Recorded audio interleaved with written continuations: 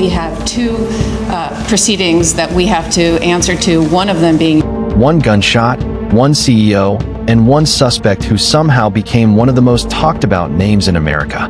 But just when many believed the case was becoming straightforward, reports of failed plea negotiations and a changing legal strategy raised even more questions. What really happened behind closed courtroom doors? And could this case become one of the most controversial trials in recent American history? Stay until the end, because the final courtroom decision could surprise everyone. Welcome to Scandal Files US, where we investigate America's biggest scandals, mysteries, and true crime cases. If you enjoy fact-based documentaries, make sure to like, subscribe, and turn on notifications so you never miss our next investigation.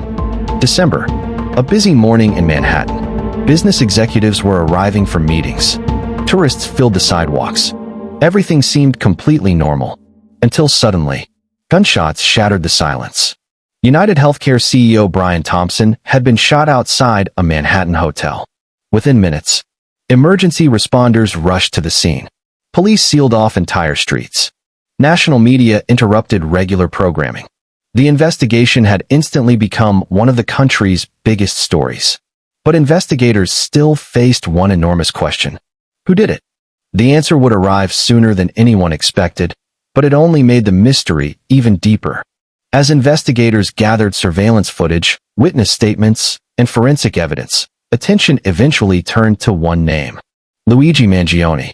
According to prosecutors, the evidence led them to believe Mangione was responsible for the fatal shooting.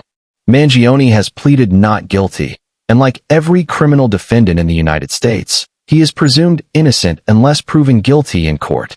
That legal principle would become critically important, because almost immediately, the case exploded beyond a normal murder investigation. Social media transformed it into something much bigger. Millions debated not only the evidence, but also what the case represented. Supporters of the healthcare system viewed it as a shocking act of violence. Almost overnight, the courtroom battle became part of a much larger national conversation. But then, another development behind the scenes changed everything. As the investigation continued, attention shifted from the crime scene to the courtroom. Reports suggested discussions about possible plea negotiations had taken place. At the same time, Mangione's defense team challenged aspects of the prosecution's public communications, arguing that extensive media coverage could affect the fairness of future jury proceedings. Legal experts immediately began asking difficult questions. Would the case end through negotiations? Or would it move toward a full public trial? Every filing, every hearing, every statement from either side generated headlines across America.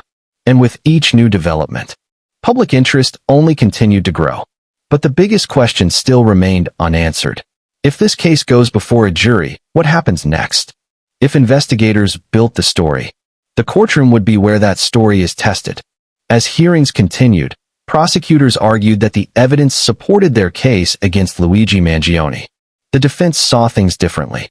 Mangione's legal team repeatedly emphasized that their client is presumed innocent and deserves a fair trial free from outside influence. Then another issue began making headlines. According to court filings, defense attorneys argued that extensive media coverage and public statements surrounding the investigation could make it difficult to seat an impartial jury. It wasn't just about evidence anymore. It was about whether one of America's most closely watched criminal cases could receive a truly fair hearing. But behind closed courtroom doors, another legal decision was creating even more speculation. In many major criminal cases, negotiations often happen long before a jury is selected. Sometimes those discussions lead to a plea agreement. Sometimes they don't.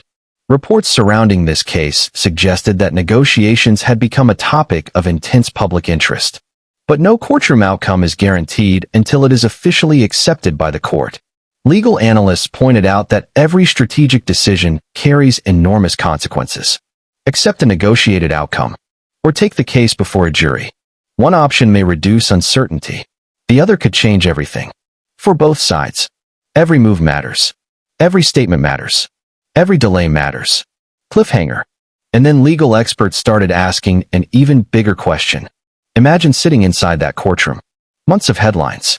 Millions of social media posts. endless television debates. Now imagine being asked to ignore all of it. That is exactly what jurors are expected to do. Their responsibility is not to judge public opinion, but to evaluate only the evidence presented in court and the judge's instructions. Still, many observers have discussed whether intense public attention could make jury selection especially challenging. Because once the jury is seated, every witness, every piece of evidence, and every legal argument could influence the outcome. But perhaps the biggest surprise isn't what happened in court. It's what this case revealed about America itself. By now, this case had become far more than a criminal prosecution.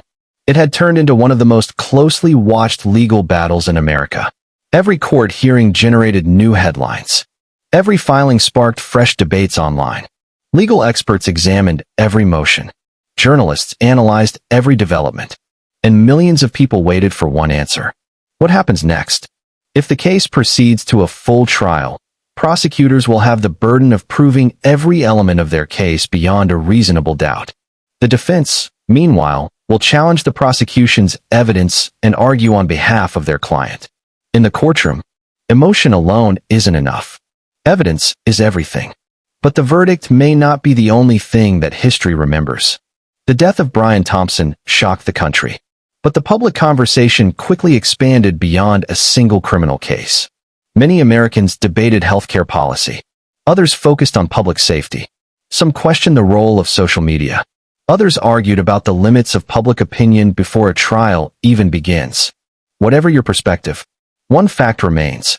Courtrooms are designed to decide legal responsibility based on evidence, not on internet trends, headlines, or political opinions.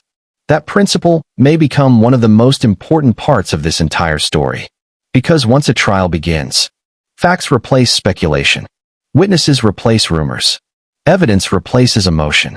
Perhaps the biggest lesson isn't about one suspect, or one company, or even one courtroom. It's about how one tragic event can ignite national debates that extend far beyond the case itself.